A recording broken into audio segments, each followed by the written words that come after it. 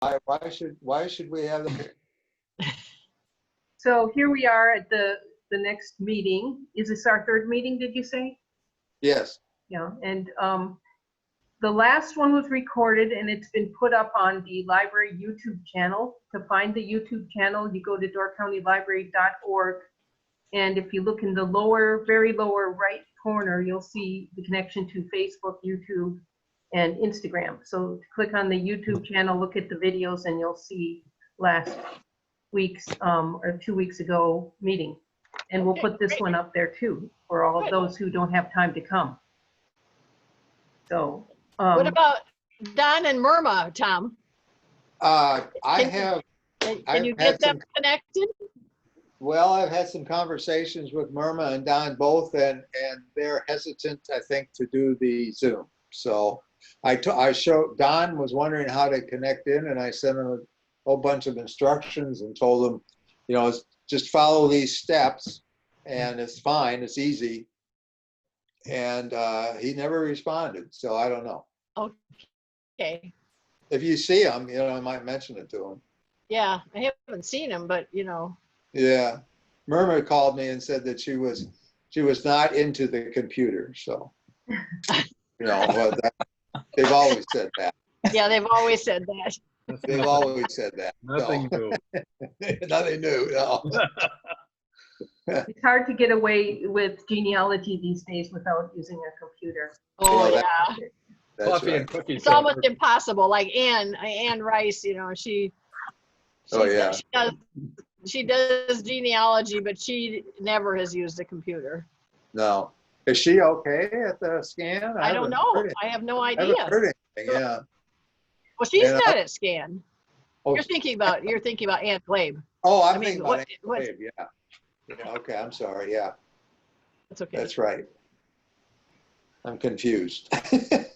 It's a month or more.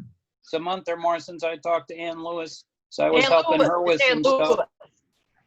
But she was fine then. They were just staying home. Yeah. Yeah, okay. All right, we're good. And yeah, she doesn't do anything on the computer. She relies upon, well, she used to rely upon Michael. Now she relies upon Dave. Yes. Yeah. Although she was looking for some information and I found a bunch of She gave stuff. up on me because she was asking me. She actually said that she would go to the library if I would hook her up on the computer so she could page through stuff, but then the library closed, so that was that. I know.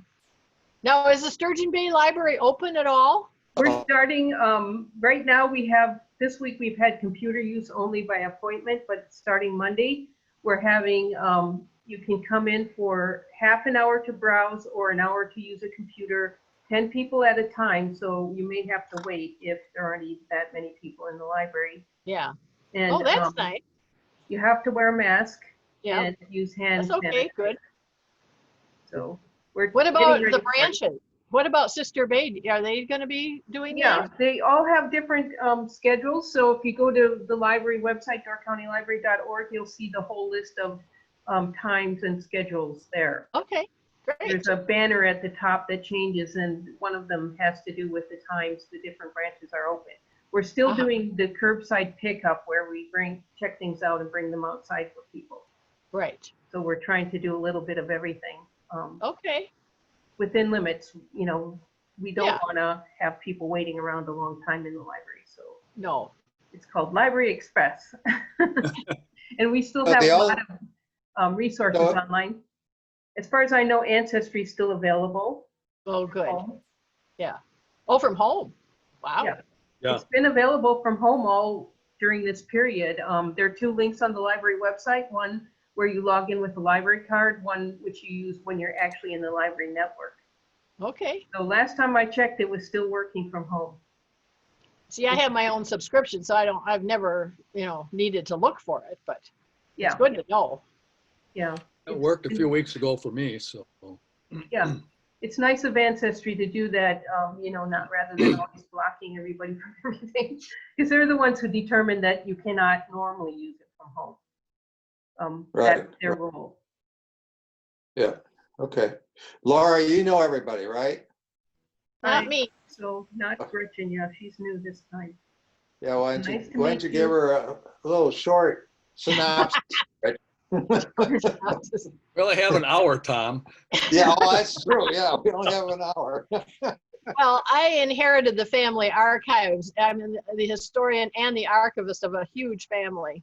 My dad, after my dad died, I took home 70 boxes of, well, some of that was books, but Mhm. also family artifacts going back to the 19th century of my great grandparents, plus photos, plus, all kinds of things. Plus, then my husband has an extensive history, although most of his stuff comes from books and online because his family goes back to 1636 on 3 sides. Wow. And then I am all 100% Swedish American, Ah, but so I have very immersed in Swedish genealogy. I have attended for about last, I don't know, 8 years this Swedish genealogy workshop in Salt Lake City every November. It's run by the Swedish Center, Swenson Center at Augustana College in Rock Island.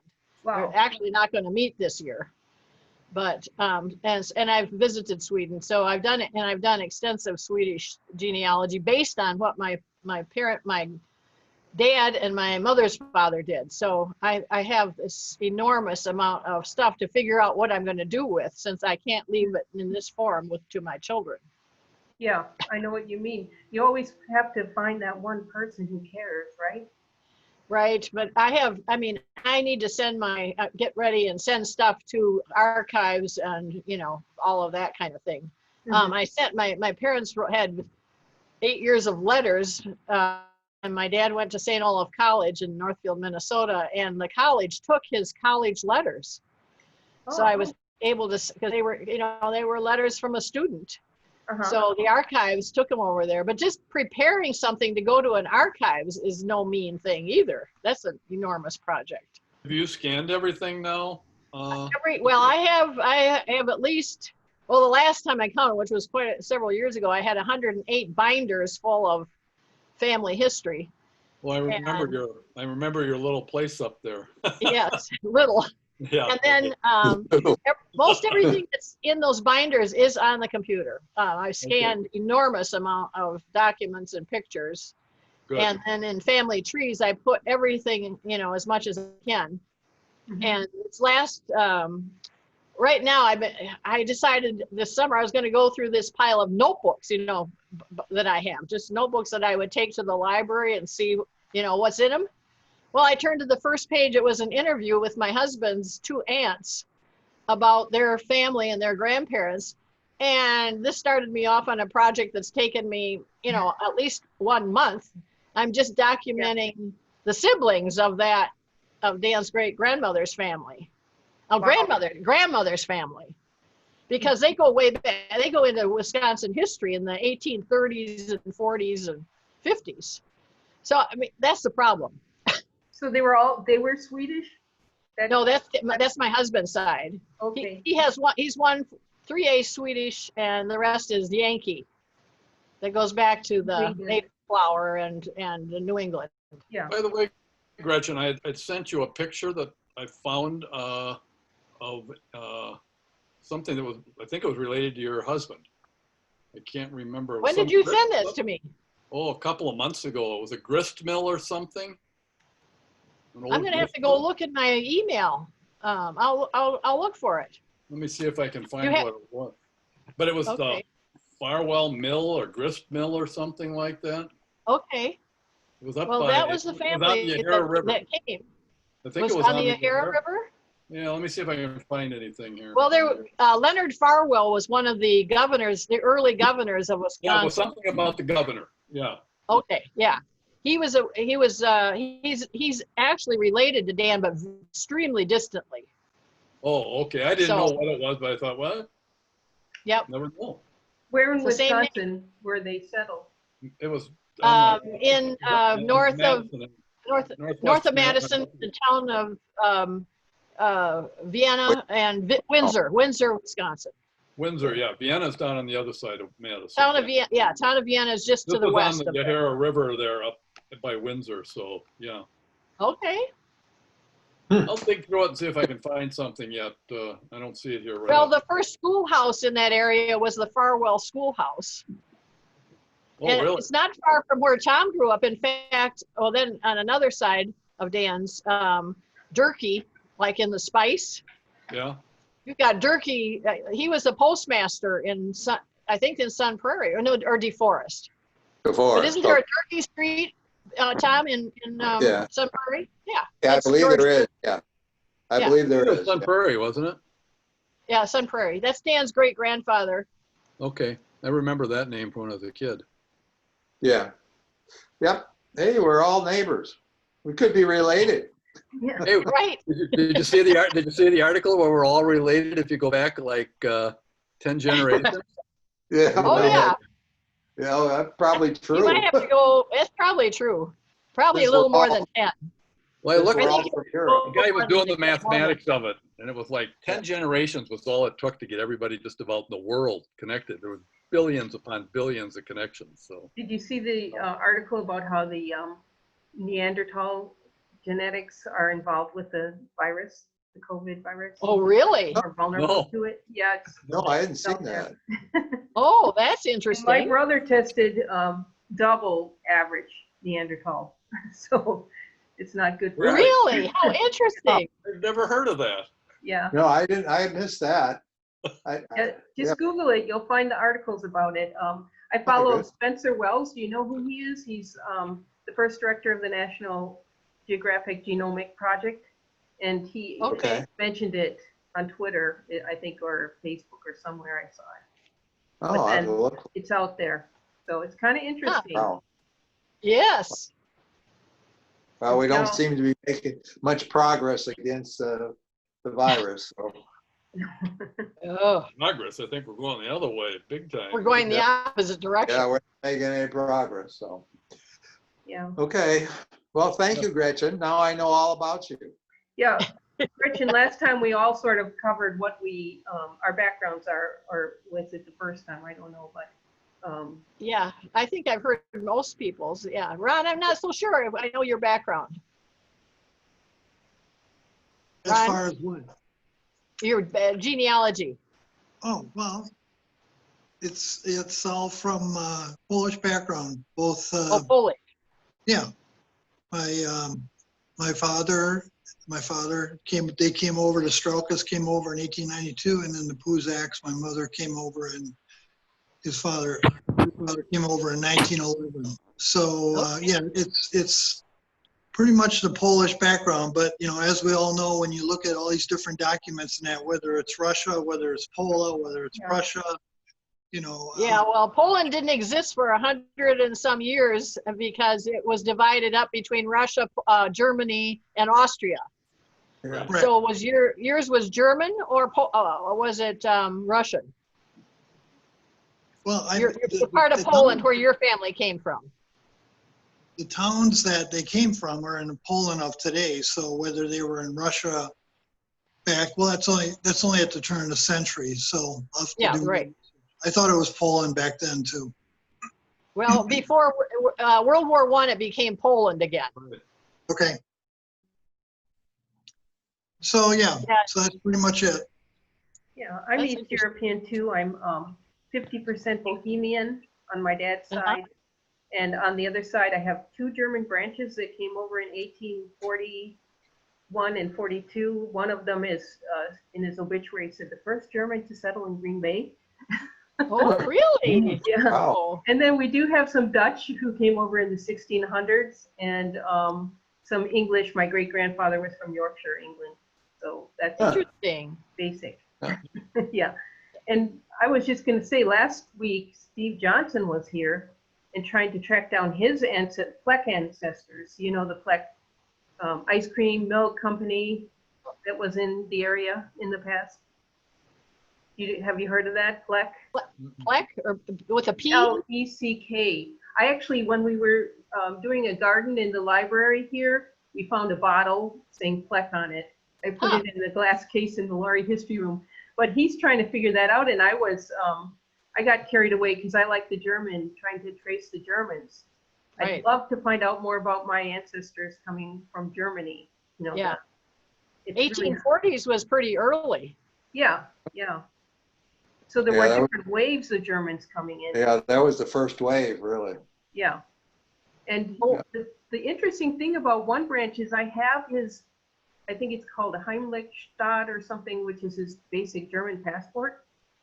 We have letters written to him in Milwaukee, just addressed to him with his name in Milwaukee. We have those letters. We have them addressed to him in Fond du Lac, 1849. So we have a lot of actual things that he left, That's great. which is kind of fun. So they give us clues, and I'm always trying to find all the people mentioned in the clues, you know, Yes. in Yeah. Germany, and Did but I any of them have serve? not gotten very far. Did any of them serve in the Civil War? No, he was a Mexican-American War. Oh, okay. And it's interesting because his name was Gottlieb Wilhelm Findeisen. And so when he first came over, he filed his intention to become a citizen and his citizenship papers as Theophile. And it took me forever to figure out what he was doing. I kept thinking there was another brother or something, but then Paul Haviland, who lives up here, it was a retired German professor, and he said the word Theophile and Gottlieb are the same word. Really? Yeah, Oh. Gottlieb is lover of God, and Theophile is more the Latin version. of lover of Okay. God. So, you know, so he obviously thought he was translating his name. That's so interesting. Yeah, The so rest of you, you've heard my murder story. Well, yeah. Mhm. The guy that was killed was named Theophile. so you have another one with that name. He was not related to us. He was killed by one of us. But then later, One of all the of his are- papers are William or Gottlieb.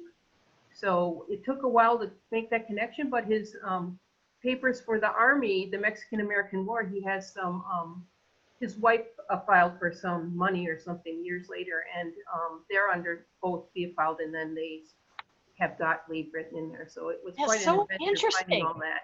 Yeah, That's fascinating. yeah. Not the last name. They always change their last names, right? Yeah. But in this case, the first name. So So did you say he survived the American-Mexican War? yes, but he died in his 40s.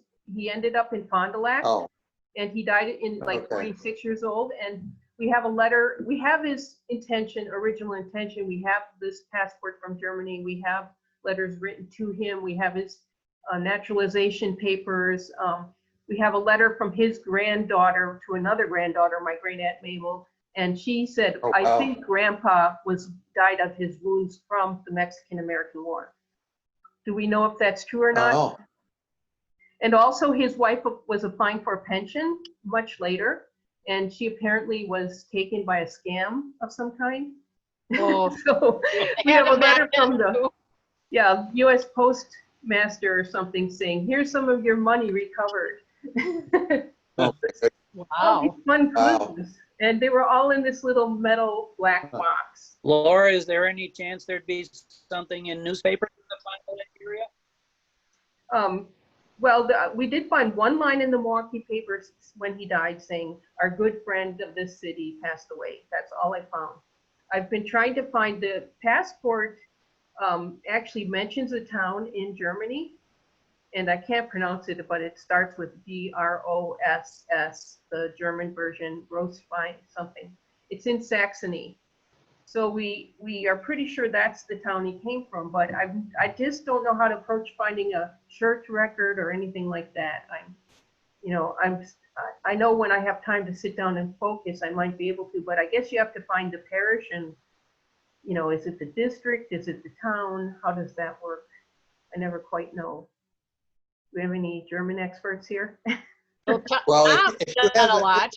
if you have the name of the town, then you can go to Kartenmeister, that we were talking about with Steve last week, and put that in there, and it should tell you, if it's in there, it should tell you the Catholic parish, and it should tell you the Lutheran parish. One, yeah.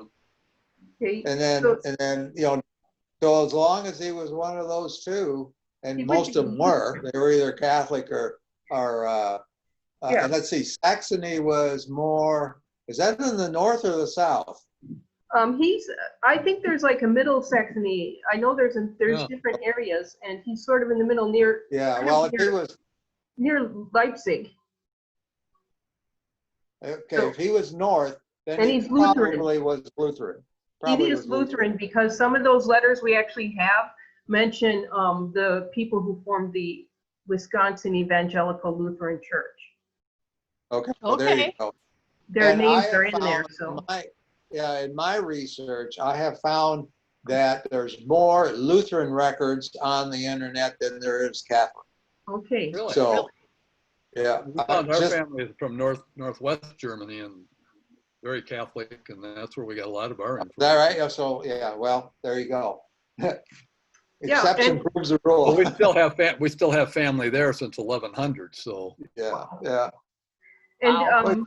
Steve Johnson was talking about the German, he was trying to figure it out. He kept saying Cologne, but I found out there's a new Cologne that was in Milwaukee area. And it was Catholics, really, a very Oh. early bunch Oh, that wow. came over and settled, and they were from originally near Cologne. So I'll bet you that's his line. He was trying to figure out where they came from.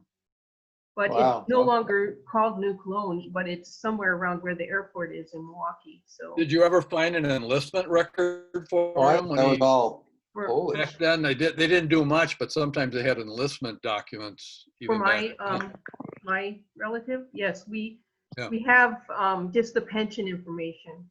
Oh, you didn't get the original enlistment or anything. Sometimes they got some No. basic information from Yeah. where they were from. There's a little bit on fold 3 about mainly the pension. Okay. Yeah. So should we go around with everybody and let people talk, or how should we go? Sure. Well, Let's start with Dave over there. yeah. Does anyone have questions or anything to say specifically? Whoops. Oh, Dave, hello. Hello. Dave hasn't been working on a whole lot of genealogy There- recently. He's been working outside and working Of up in the course. Genealogical Society, and so I guess today I'm happy to listen and put in my 2 cents where I can. I miss greatly though the help sessions at the library. I love doing that. Someday. I know. It'll be nice Although to I be able did to do that have again. I had a woman call in the last week or so. She called late in the evening asking a question. I don't know. I guess she got my name off that sheet that's posted at the library, or it's online. So Well, she got they- my name and number from that. The countries and surname, are you talking about that one? The countries and surname research sheet? No, I think it was, well, I don't know what sheet actually it was that she got it Oh. from. Yeah, because I guess we did tell Kristen that you and who was the other person? Somebody else were going to be the contact for if they had any inquiries. So Yeah. maybe that's how she got it, because I took the phone numbers off of the counties and surname sheet before we published it and just have the emails, because I didn't think you guys wanted to get all kinds of phone calls from telemarketers. Right. I don't take them anyway. Thank you. Yeah. That's it for Dave. That's it for Dave, huh? Ron, what have you been doing? Hello. I've been contacting living relatives. So that's good. if I can find somebody through one of the, the current generation or previous generation, I've been trying to contact them and talk to them and gather information. And I've done that to a couple of people. And part of what I've been doing too was, you mentioned earlier about all these pictures that we all have. And I've been trying to determine who's in some of these pictures and, Right. What the relationship is and doing documentation on that. And then, which I mentioned the meeting before last, was I was actually working on the relatives that are buried in Wisconsin for the Straukas and the Puzaks, and just Oh. trying to determine, how they're all related. And I've, been pretty successful on that. And That's great. so You know, I think more of the current stuff you can control a little bit more than, you know, keep digging back and back. And then you're thinking, well, what do I really know about, you know, my relatives today and that. So I've been doing a little bit of that. And then one thing I mentioned to Tom about from that surname list, that if we could list off the main tool that we're using, you know, from a research perspective, and example, like I'm using ancestry.com, and then also what, you know, what are we using it for, like family tree or DNA, and somehow, you know, put that information for all the members that are part of the Genealogy Society, so we can maybe use each other to do, when we're looking at research at different things and that we can see who's doing what.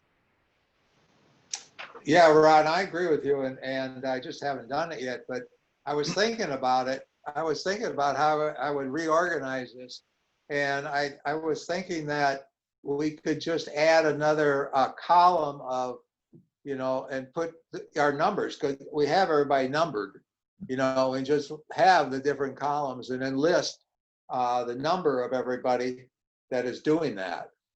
And that won't be too bad, you know, for revising this. That's what I was thinking anyway. See what everybody else thinks. Maybe get a list of tools and then, you know, put after someone's name which ones they're using. Like I was wondering when Ron mentioned Right. Finding cemeteries. Do you use Find a Grave, Ron? Yes. Yeah, I've been using that, and then, but like I said, I'm trying to concentrate on Wisconsin. So most of the Catholic cemeteries and everything, they have a really good index online now of you know, who's all buried in those cemeteries and that, and so I've been pretty successful at it. We've done Find a Grave though. Yeah, I found a couple from the Puzak side, buried in different parts of Wisconsin and that. So that's been kind of interesting. And you can post things yourself. I know some people who do that. And I have one lady who would come in the library all the time, and the only tool she ever used was Find a Grave. Can you believe that? Oh, really? Interesting. Yeah. She didn't have a computer, so she'd come in and somehow she would find some of this information. I'd print out page after page for her of things she had come across somehow. Or she didn't have a printer, I guess. But that was her. There's quite a bit of information, and people do post information there too. So if you find things, you might post your relatives there, make sure if they're not there that the information's there, because it does feed into Ancestry also. Yes, right. That's where I find it usually. Well, and I'm amazed that sometimes you find these obituaries that have been posted at the Find a Grave site. Right. They give you all kinds of information. I just found one when I was doing this recent research, and it just, you know, it told who they were related to and some of the that family's history, and you know, then it has links for other people in the family. They're great. Yeah. So one friend found a wedding picture for his parents. Can you imagine? really, wow. On Find a Grave? Yeah. A wedding picture? Oh my goodness. Wow. Okay. Find a Grave has been extremely helpful. I found a lot of stuff for Ann Lewis on that. And I use it quite a bit. And sometimes there's absolutely nothing. And sometimes it'll go on and on. I mean, you can follow the links back with relatives and ancestors and siblings, and they'll have all kinds of information, and that pictures could be anything. And so sometimes you can be real lucky and kind of hit a gold mine. Yeah. And have you all heard about that? I think it's still working. There's a tool on My Heritage right now for sharpening pictures. Yep. Yeah. They had the colorization one before. Now they've got the sharpening one. It's on My Heritage? Yeah. Yeah. Okay. It really works on some things. On other things, it doesn't do much, but certain pictures, it'll really clean up. Huh. It's amazing. Give it a try if you haven't tried it. Yeah, I don't, do you have to have a My Heritage? You can use the free part of My Heritage for that, right? Right, it's free. It's what I think they're doing is having, you know, it's a smart marketing tool, because I saw with the colorization, they get you in there for free. You're using their tool, then you have the pictures you can attach to your family tree.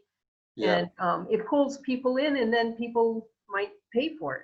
You know, I haven't Right. paid for it yet, but no, I I haven't just use either. the free tools. But the sharpening one, I did it for certain people, and it was really, really good, Huh. really nice. I'll have to try that. So yeah, it's kind of fun. So, Good. because Ron was mentioning you're trying to name photographs again too, right? Didn't you say something about photographs? Well, yeah, because you have photographs, and you might recognize your mother, your father, or your grandfather, but then there's like 4 or 5 other people in the photograph with them, Yeah. and then you're going, okay, so who are these people? And you talk to somebody, actually talking to some of the still living relatives, and then actually passing around, because you can take a picture of the picture real easily and send it and say, can you interpret this? And so I've done that maybe 20 pictures, so that's worked out okay. I think there was, Eastman had his blog a couple months ago, had some software program he was talking about where you can annotate your pictures very easily. Steve, do you remember that? Vaguely, but there's a whole lot of, there's a number of apps out there that you can do that with fairly easily. And I think even some of the basic cameras allow you to put captions on them. That's true. That's true. They do. I was very fortunate on my mom's side that she took all the pictures and put the names of the people and the year on the back of the pictures. Yeah. Boy, what a wonderful person she When we was. took them all out of the album, because I couldn't do anything with this big old Right. album that smelled like the basement, I started taking the pictures out and I looked on the back and I said, oh my God, what a treasure. You're Yeah. lucky. Yeah, I'm love happy to have a year on my pictures, so at least then I can determine ages of some of the people in that. Well, But they always say, a lot of people, they always took pictures with cars or some kind of clothing in the picture. Yeah. So you could have a reference point of an approximate year right. was taken. And there are actually books here in the library on using photographs to for genealogy, identifying different characteristics, clothing and things. Right. Yeah. Yeah, I have some of those magazines that came out, maybe 15 years ago, something like that. There was Family a Tree bunch of- Maker. But the family, family whatever. Yeah, used I to can't do it, that remember. Family magazine. Search. Family Tree magazine. Yeah. Family Tree Magazine. They did a few of that too. Yeah. Okay. Anything else, Ron? Okay, just so I know before I start this work, everybody's agreed that I should go ahead and change this form, this countries and surnames. Can you send it to us again, Tom? The form? I will send it to you again. I'll send it all to you, and then you can, tell me somehow what you're doing, and then I will rearrange this grid on here in some way so it makes sense, hopefully, and get it back to you. Okay. All right. Yeah, because I don't think you have my family names in there. For some No, I reason, probably it got dropped. don't. I mean, I have. It got dropped. know if I It used to have be yours or there, not. but I'll get them. No, I don't have any for Steve. So, okay, you must I'll not get them exist. to you. I'll send them to you. Yeah, okay. Okay. Just for information and I just found this recently, that Family Tree magazine is available through the library on that RB Digital. And I have it set up now where once a month I get an email that says the current version is available out there. So you don't have to go to the library to look at it. You can look at it on really? your computer at home. When you Wow. keep it, you get to keep it. Because Oh, I didn't get it, know they I had still there. get it in the mail. Yeah, I I get get lots of magazines, but I don't get that one. Huh. I get that one in the mail too. I get that too. It's a good magazine. It is. It has a lot of stuff. I usually find at least one article in each month, if not more, that I use, or try to use. Yep. A lot of great. Yeah, I wasn't aware that it was in RB Digital, although I've tried to. I wasn't either because I get a lot of magazines, but I don't get that one. So I will now. Yeah, and Hoopla is a good place to look for odds and ends. Like they have a bunch of books on DNA and that sort of thing. So I'd recommend just looking there if you're looking for genealogy subjects. We're looking where? Hoopla Where did Digital. you say? Hoopla. What's Hoopla? It's another online Hoopla. or digital book company. Oh, Kind of like RB, isn't it? RB Digital is actually recorded books, and they have magazines and audiobooks. But they may be changing. The library background is that Overdrive is a big, huge book company, and they've just combined with RB Digital, so we'll see where that goes. But I hope they keep Right. those magazines. But see, they have books now, so, yeah, They have audiobooks and magazines. right.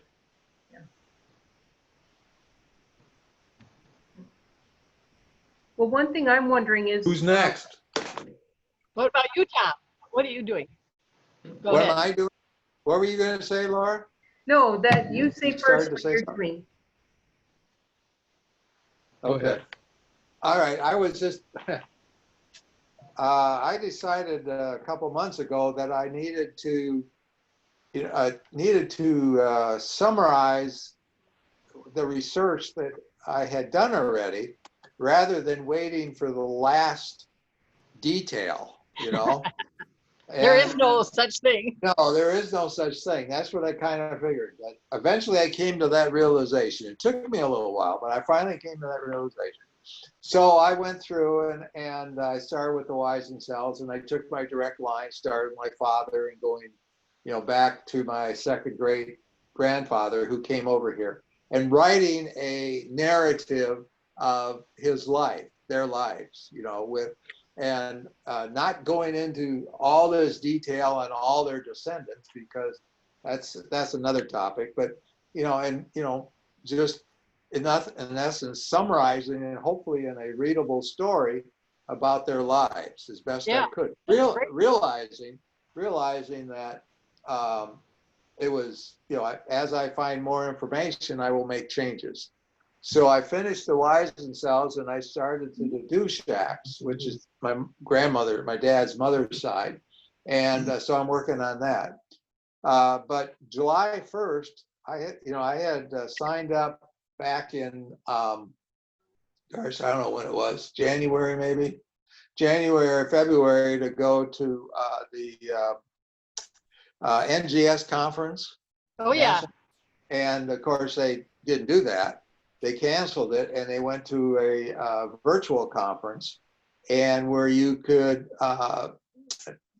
buy so many sessions that they had recorded, and depending on how many you wanted to record, they had maybe 75, 80 sessions, and you could pay so much money to get that, plus the recorded of all the main speakers. And so I did that, and July 1st was when it started, where you could start watching them. And so I started going through that, and they've been very good. They're all about an hour long. And I hope that I hope they do this in the future, quite honestly, because it's a heck of a lot easier to sit here in your computer and go through their syllabus and go through the listen to the video and watch the video, than to travel umpteen 100 miles or so. And pay for all that.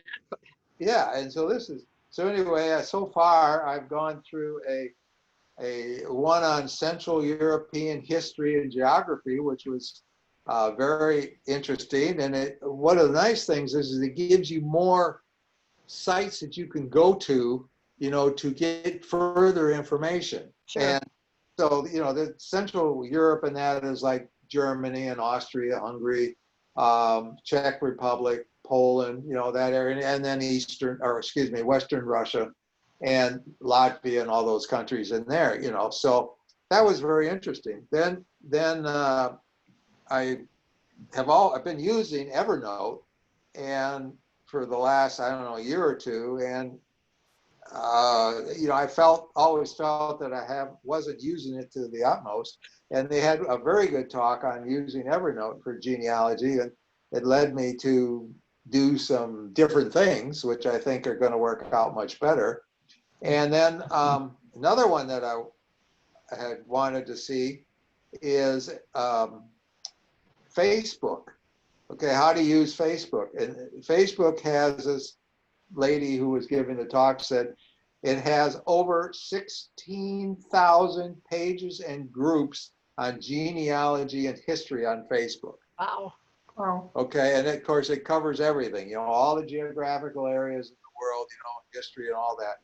And obviously, because I already belong to about 5 or 6 Facebook groups, but anyway, and then there's other things too that I haven't totally gotten into yet, including the DNA, you know, how to use DNA, and several, there's like 6 or 7 conference or sessions on using DNA, and there's more on using German, you know, how to do German research. And I think there was even, there was one on Scandinavian research, but I don't have any. But so, you know, this was very worthwhile. So that's been keeping me busy. Oh, yes. There's So- no problem with keeping busy. No, I got plenty to do. Plenty to do, I tell you, you know. Steve, what have you been doing? What has Steve been doing? What have I been doing? Well, not as much as I would like to do. You always have these big plans, and then the more I dig into it, the more mongrelish we are. So it's more and more difficult. What I've really been focusing on right now is going back through everything I've done over the last 10 or 15 years and trying to clean it up and verify everything with citations and sources. And unfortunately, you do find some links and some family people that were wrong. Yeah. Pure and simple. So you have to constantly go back, and as more and more information is readily available, it seems like you're able to say, whoops, this was the wrong road to follow. So you eliminate it and you go back and you try to reconstruct it all. So that's one of the things, you know, a couple of guys were talking about talking with their relatives, and unfortunately my wife and I are the elders of our family. We're getting old. We just celebrated our 50th anniversary, so I guess we're getting real old. Congratulations. Yeah, well, it's a milestone. She put up with me that long, but so we don't really have anybody left in our family that has any knowledge about what went on. Yeah, I don't Really, either. and I remember when I tried to sit down and talk with the people before they all passed away, either they didn't want to talk, or when they did talk, they told you a bunch of blarney. And when you went back and tried to verify it, you found out that's exactly what it was. So fortunately on my side, fortunately on my side, we have very good documentation. My mother did quite a bit. And a few people on my dad's side, we have a very large family of Osterhauses throughout the world. And we've got published documents and books and everything on the entire family tree, although some of those I found have been incorrect or not quite what one would like to believe they are. But so that's kind of what I'm chasing. The other thing that I've been spending a little time on is on my wife's side. Her family, we found, came into the U.S. in 1631 in Boston. Wow. And so I have a membership now with the American Ancestors, the New England Genealogy. Yes, that's an excellent organization. And especially for what she has, I'm finding a lot of things from some of the old family groups and some of the religious meetings they have. There's a lot of great documentation and marriages and births. And it's another way for me to go back and verify everything and get some documentation where I didn't have the sources and citations. So just kind of tedious stuff that you take one small branch and you spend a few minutes here and there, a few hours here and there chasing some things, and then you put it down. You don't get back to it right away, but pretty soon you've got real good documentation of things. I mean, that's the way to do it, because it drives you a little crazy doing it. Oh yeah, and I'm finding out that some of the stuff just was wrong. You know, I'm not saying the person was wrong, but some of the documentation was wrong. So you got to go back and reconstruct it all. And but that's what it's all about. There's no end point here. Do you think when they're wrong, was it a result of people trying to do research and picking up the wrong clues, or just making things up, or what do you think was the reason? Well, what happens is you get into some of these. Yeah, what happened, at least what I found, was, especially on some of my wife's side, her maiden name being Harrington, there's tons of them out there. Yeah. And as you go back into the 1600s, or even get back to England and over into Europe, there's 15 Roberts, all born within 1 or 2 years of each other. Okay, and so you gotta try to track it to the right tree. And I've got a lot of great information that I've received from a lot of different sources, especially when I was down in Savannah for the winters. We found I ran into some things that were really helpful. Some people had already done research on it, but you got to make sure you get the right one to follow that particular lineage. And I found some of them were wrong, some of them were right, and you just have to take the other Robert or John or whatever it was. There was one of them where she had, I think there were 4 Johns in a row for the sons, and they married 2 sisters who had very similar names, and then they also married a cousin who had a similar name. So, I mean, this is not atypical. No. And so you just got to run down those roads until you find out if it's the right road, or you're hitting a roadblock. So that's what I'm doing. And so we're in pretty good shape back 4 or 5 generations, but trying to get back beyond that is getting to be much, much more difficult. And being able to prove it. So. Yeah, the research that I've been doing is in this one specific family. They had about, I think, at least 10 kids, and Dan's grandmother was like the 8th of the 10. So she and Dan's cousin, who has a condo in Bailey's Harbor, but lives north of Milwaukee, she's real interested because she actually lived with this grandmother and grandfather growing up, or at least some of her childhood. So she knows some of these people, and I mentioned to her that this is the Durkee family.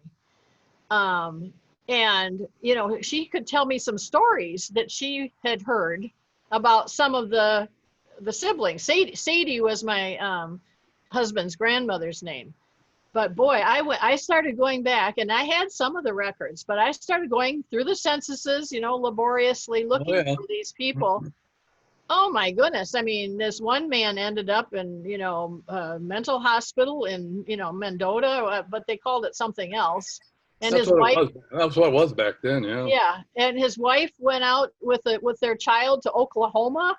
And, you know, somebody else had 3 marriages, 4 marriages. Some ended up in Portland, Oregon, and other people ended up in North Dakota. And this information, I mean, it puts a context to this entire family, how they spread out from, you know, Wisconsin, just north of Madison. And maybe 2 people stayed in Madison. Oh, and then all of her sisters died before the age of 20. Wow. I think she had 4 sisters, and they all died before the age of 20, but she survived to be 91. Did you ever find where they would, like, the firstborn son might die, and they might name him John, and then when they have the next son, they name him the same John? Oh, that happened in my family a lot. That's where you really get into some nice. Yeah. Yeah, I got that.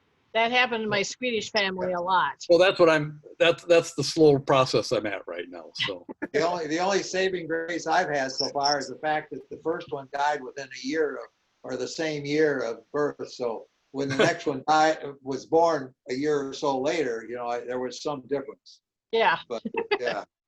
I did find one where the guy's first wife, who was named Catherine, died.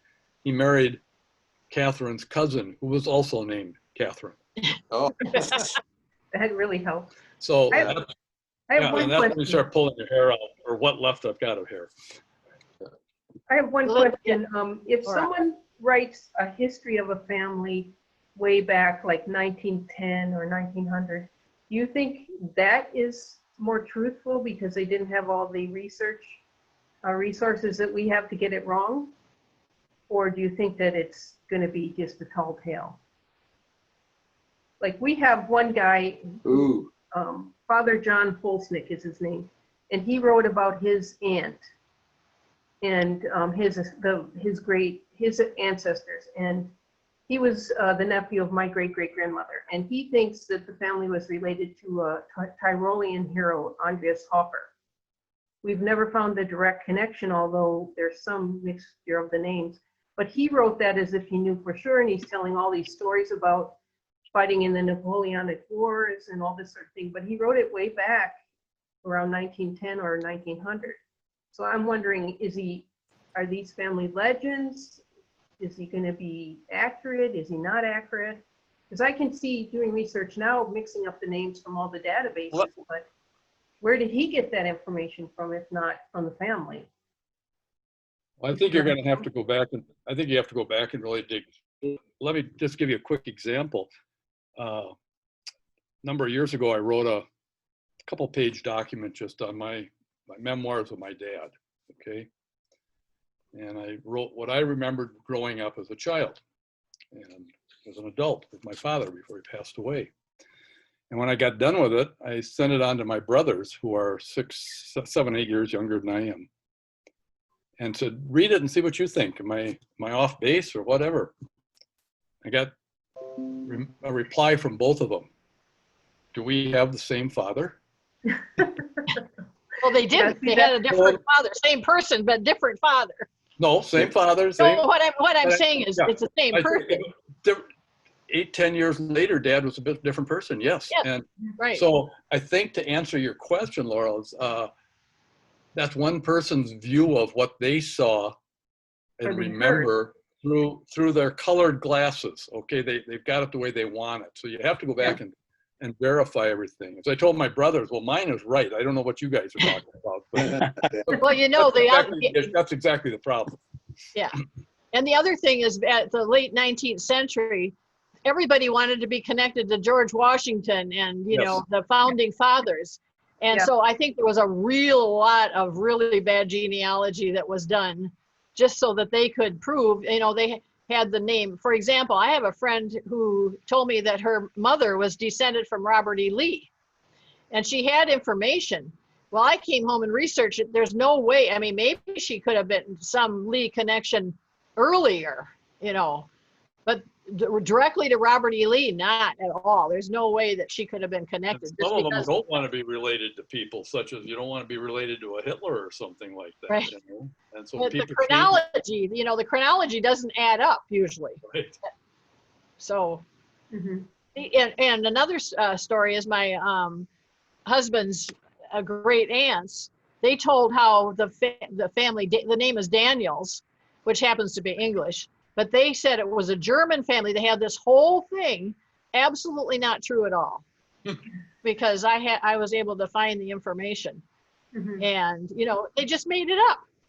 Well, I think Laura, what Gretchen's kind of saying is that I've heard is that a lot of times when you go back to the 1850 to 1950 or something, you're relying on somebody else's take of what took place or what they were told that took place, and now they're telling it to you. And again, as Gretchen said, they're putting it into a set of facts that they want to perpetuate. Yeah. So you go back and check it out.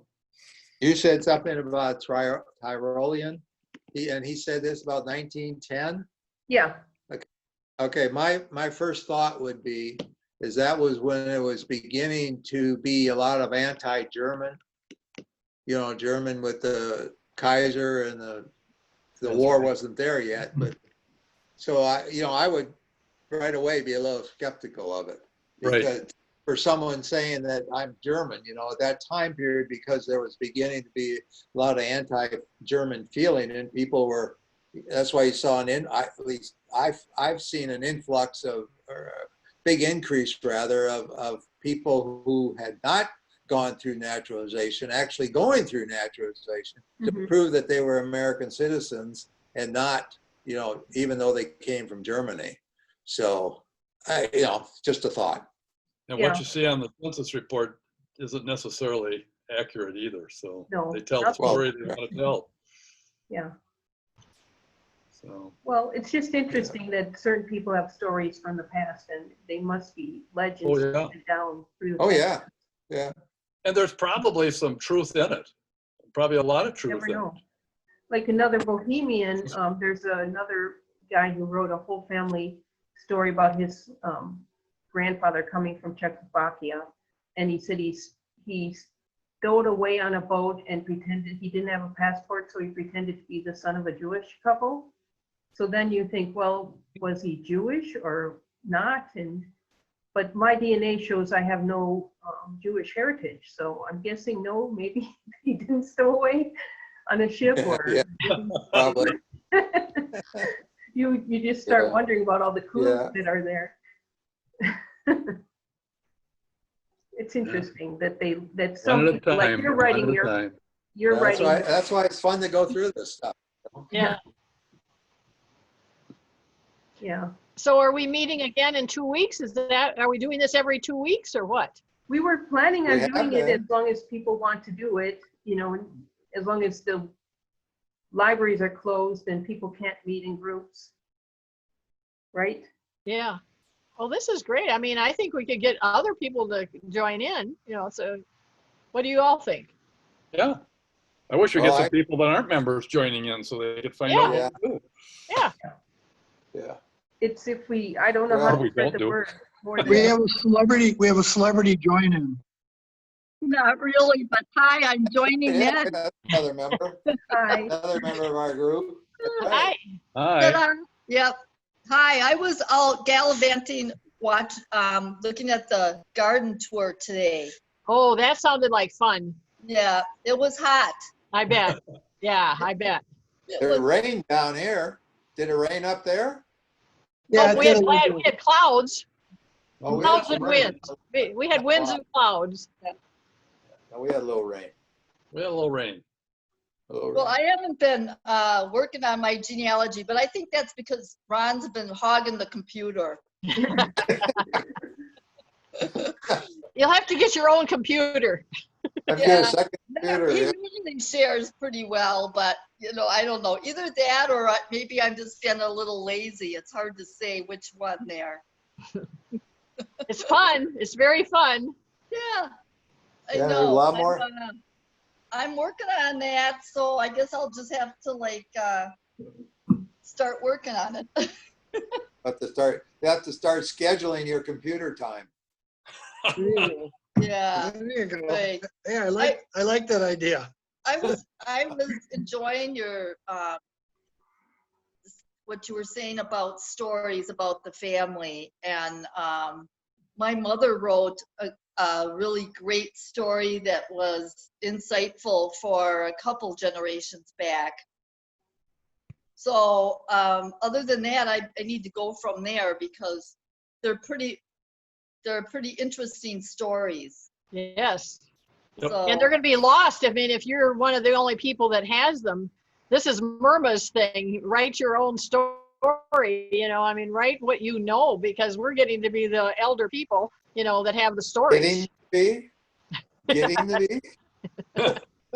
Process. It's a process, Tom. yeah, I know. Oh, okay. I think all we're right. all getting that way. And if you don't want to have to write it down, the library now, thanks to Steve Rice, has audio recorders that can be checked out at all branches, and they're designed to do oral history. Oh, that's right. Yeah. So you can easily Forgot about that. record people and then save the files. And it's kind of nice to hear That's the good voices. to know. Yeah. Yeah. Is there any topic that we want to talk about at the next meeting that we could all look into, or we just continue doing it this way? I'd kind of like to do what we started talking about earlier, but really hear more detail about is how people are preserving their information Yep, digitally that's good. or on paper. And, Okay. like you mentioned, all those archive boxes you have.